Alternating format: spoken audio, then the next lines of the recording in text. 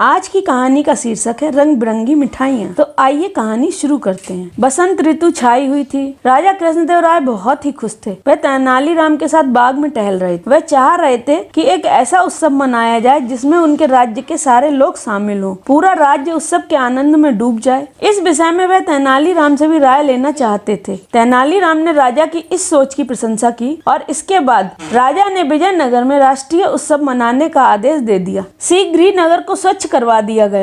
सड़कों व इमारतों में रोशनी की व्यवस्था कराई गई। पूरे नगर को फूलों से सजाया गया। सारे नगर में उत्सव का वातावरण था। इसके बाद राजा ने घोषणा की कि राष्ट्रीय उत्सव मनाने के लिए हलवाई की दुकानों पर रंग बिरंगी मिठाइयाँ बेची जाएं। घोषणा के बाद नगर के सारे हलवाई रंगीन मिठाइयाँ बनाने में व्यस्त हो गए। इस घोषणा के बाद कई दिनों तक तेनालीराम दरबार में नजर नहीं आए। किसी को भी उनके बारे में कुछ नहीं पता था। राजा कृष्णदेव राय ने तेनालीराम को ढूंढने के लिए सिपाहियों को भेजा, लेकिन वे भी तेनालीराम को नहीं ढूंढ पाए। उन्होंने राजा को इस बारे में बताया। यह सुनकर राजा और भी अधिक चिंतित हो गए। उन्होंने दोबारा सिपाहियों को तेनालीराम की खोज में जुट जाने का आदेश दिया। कुछ दिनों बाद सैनिकों ने तेनालीराम को ढूंढ निकाला।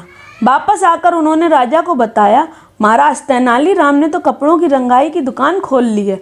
वह सारा दिन अपने इसी काम में व्यस्त रहते हैं। जब हमने उन्हें अपने साथ आने को कहा तो उन्होंने आने से मना कर दिया। यह सुनकर राजा को गुस्सा आ गया। वह सैनिकों से बोले, मैं तुम्हें आदेश देता हूँ कि तेनालीराम को जल्दी से जल्दी पकड़कर यहाँ ले आओ। अगर वह तुम्हारे साथ अपनी मर्जी से ना आए तो उसे बलपूर्वक लेकर आओ। राजा के आदेश का पालन करते हुए सैनिक तेनालीराम को बलपूर्वक पकड़कर दरबार में ले आए। राजा ने पूछा, तेनाली, तुम्हें लाने के लिए जब मैंने सैनिकों को भेजा तो तुमने शाही आदेश का पालन क्यों नहीं किया? और एक बात और बताओ, हमारे दरबार में तुम्हारा अच्छा स्थान है जिससे तुम अपनी सभी आवश्यकताएं पूरी कर सकते हो, फिर भला तुमने यह रंगरेज की दुकान क्यों खोली? तेनालीराम बोले, महाराज, दरअसल मैं राष्ट्रीय उत्सव के लिए अपने कपड़ों को रंगना चाहता था। नगर में बहुत सारे लोग उस समय पहनने के लिए अपने कपड़े रंगवाना चाहते हैं। इस काम में अच्छी कमाई है। इससे पहले कि सारे रंगों का इस्तेमाल दूसरे लोग कर लें, मैं रंगाई का काम पूरा कर लेना चाहता था। सभी रंगों के इस्तेमाल से तुम्हारा क्या मतलब है? क्या नगर के सारे लोग अपने कपड़ों को रंग रहे हैं? राजा ने पूछा। नहीं महाराज, वास्तव में रंगीन मिठाइयाँ बनाने के आपके आदेश के बाद से नगर के ज्यादातर हलवाई मिठाइयों को रंगने के लिए रंग खरीदने में व्यस्त हो गए हैं।